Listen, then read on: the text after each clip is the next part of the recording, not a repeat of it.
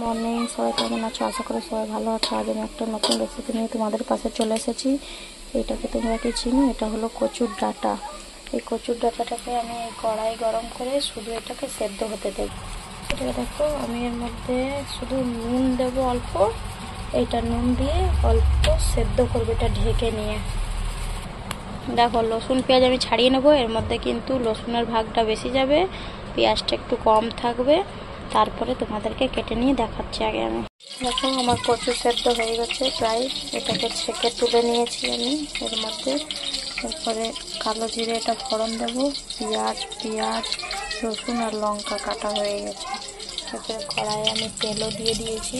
তারপরে তেল গরম হয়ে গেছে, কালো জিরে ফোড়ন দিয়ে দিলাম আমি।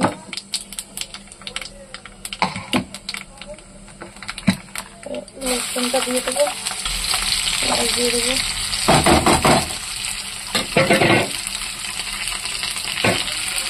রসুনটাকে সুন্দর করে লাল করে ভাজবো। আগে পেঁয়াজ রসুনটা লাল করে ভাজা হবে।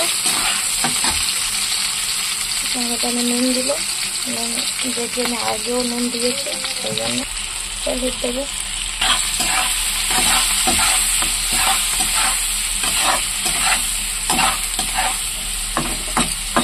দেখো, প্রায় আমার পেঁয়াজ রসুন ভাজা হয়ে এসেছে, লাল লাল হয়ে গেছে পেঁয়াজ রসুন ভাজা।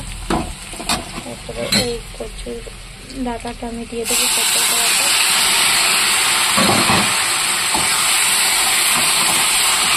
এর মধ্যে কিন্তু চিংড়ি মাছ তুমি মেলাতে পারো, চিংড়ি মাছ দিয়েও খুব টেস্টি লাগে।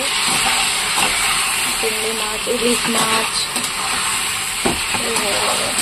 সুন্দর করে এটাকে অনেক দেরি শুকাবো, ভেজে ভেজে ভেজে ভেজে শুকাবো।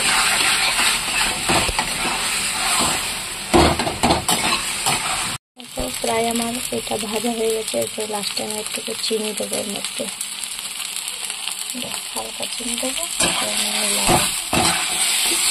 আমি শুকনো শুকনো খেতে খুবই মজা লাগে, খেতে টেস্টিও হয়। আধা ভাত তারপরে আমি এটা নামিয়ে দেবো। দেখো, এটা দেখতে কত সুন্দর লাগছে, একদম কচুর শাকের রেসিপি। এটা আমার রেডি হয়ে গেল, প্রায় সব কিছুই।